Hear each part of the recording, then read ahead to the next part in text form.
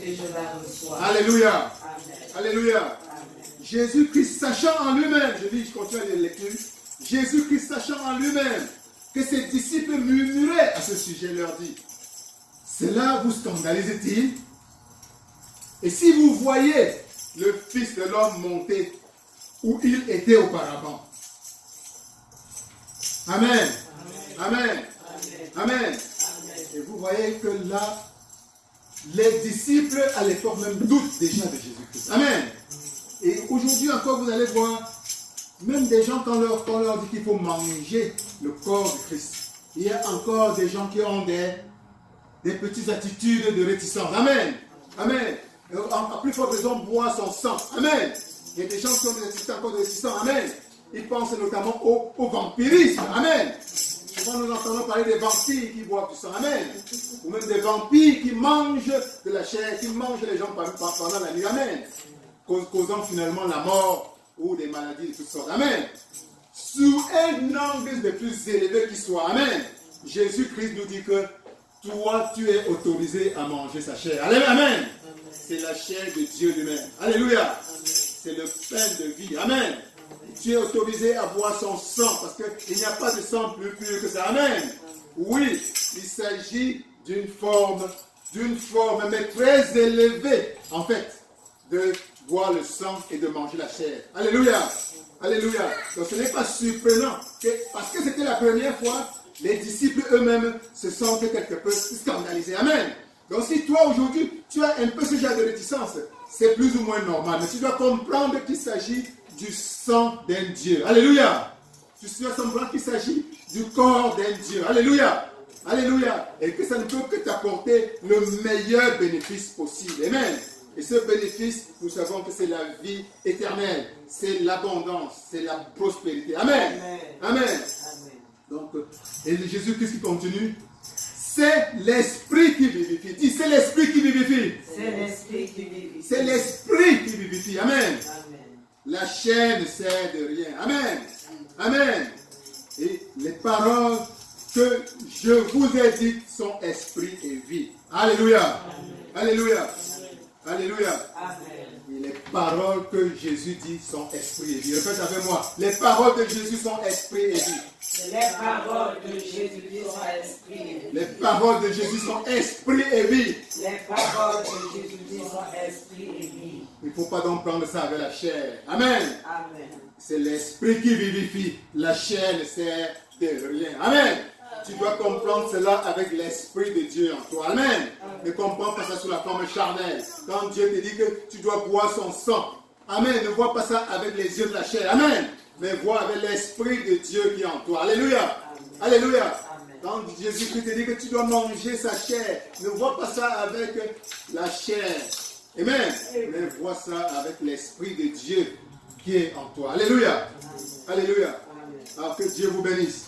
Maintenant, nous allons passer à la cérémonie pour proprement dire. Nous voyons que Jésus, après avoir dit ça, vous voyez que Jésus préparait déjà son départ. Alléluia. Jésus préparait, il était encore vivant, il était avec les apôtres. Les apôtres ne savaient même pas ce qui devait se passer. Comment Jésus-Christ devait mourir. Amen. C'est d'ailleurs ce qui explique pourquoi ils étaient un peu si dubitatifs, si réticents, qui trouvaient le langage dur. Alléluia. Alléluia. Et voici, nous voyons maintenant, nous allons passer dans Matthieu, chapitre 26, versets 26 à 28. Nous voyons maintenant, Jésus est à quelques jours, quelques heures, voire quelques heures de sa mort. Et il crée un rituel qui matérialise, qui symbolise, qui illustre ce qui va effectivement se passer pendant son arrestation, sa crucifixion, sa mort et sa résurrection. Amen. On va donc dire Matthieu chapitre 26, versets 26 à 28. Je lis. Pendant qu'il mangeait, vous pouvez partager ça. Vous pouvez partager. Que chacun ceux qui peuvent prendre la communion, prennent. Que chacun arrête sa part. Alors nous sommes en train de lire Matthieu chapitre 26, versets 26 à 28. Matthieu chapitre 26, verset 28. Okay. Verset 28 versets 26 à 28. Alors, on lit. Alors, je lis. Alors, chacun a sa communion. Amen. Alors, pendant qu'il mangeait, Jésus-Christ prit du pain et après avoir rendu grâce, il le rompit et le donna à ses disciples en disant: prenez, mangez, ceci est mon corps. Alors vous allez prendre le pain qui est au-dessus. Il y a une petite lamette là, au-dessus qu'il faut enlever.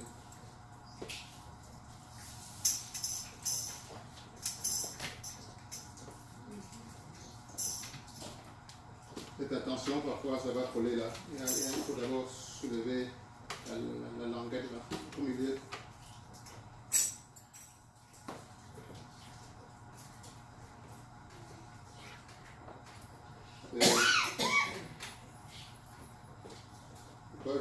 Il faut parfois même utiliser l'angle pour sortir.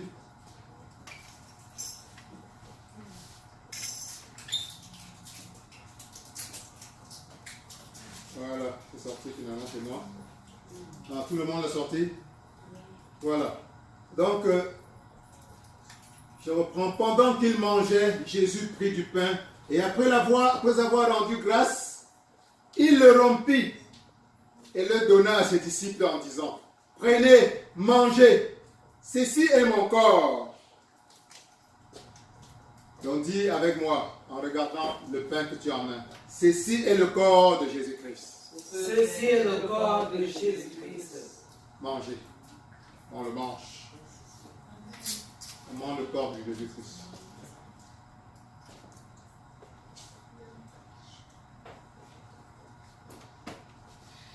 Il prit ensuite une coupe. Vous prenez la coupe que vous avez en main. Il prit ensuite une coupe.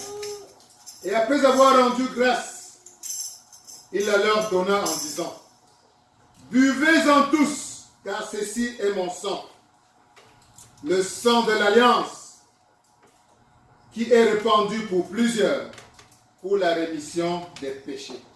Donc, prends simplement la coupe que tu as en main et dis avec moi: ceci est le sang de Jésus-Christ. Ceci est le sang de Jésus-Christ. Le sang de l'alliance. Le sang de l'alliance. Qui a été répandu pour moi. Qui a été répandu pour moi. Pour la rémission de mes péchés. Pour la rémission de mes péchés. Buvons.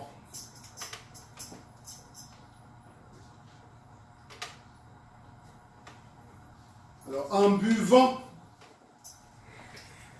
ce sang qui représente qui est le sang de Jésus-Christ, tu réaffirmes ta foi au salut, c'est-à-dire à la purification totale, à la rémission de tous tes péchés. Alléluia.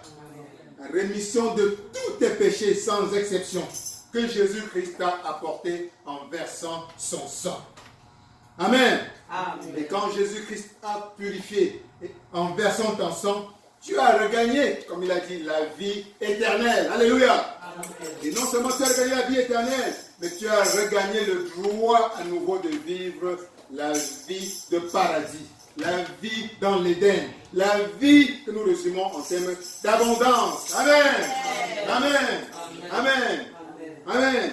Que l'abondance soit ton lot, ton partage de plus en plus dans tous les domaines de ta vie. L'abondance qu'apporte Jésus-Christ par son sang qu'il est venu verser pour toi. Au nom de Jésus-Christ.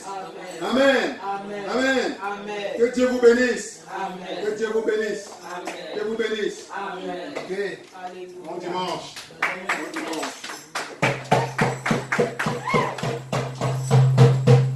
Alléluia. Nous bénissons le Seigneur pour un merveilleux culte comme celui-ci. Nous bénissons le Seigneur pour les différentes articulations. Avant de clôturer le culte de ce matin, nous allons rappeler le révérend Pasteur Calmon pour les annonces de l'Église. Sous vos ovations, s'il vous plaît.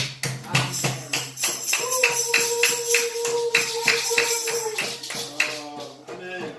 Soyez bénis.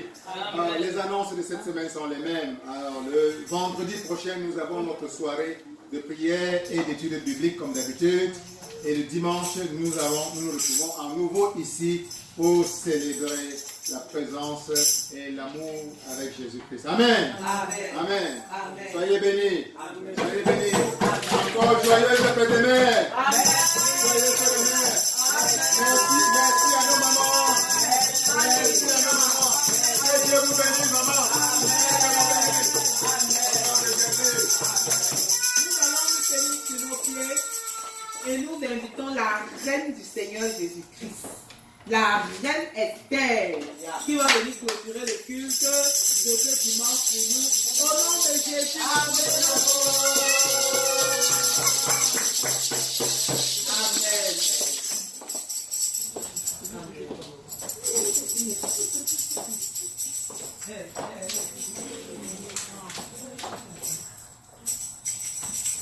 Papa dit merci.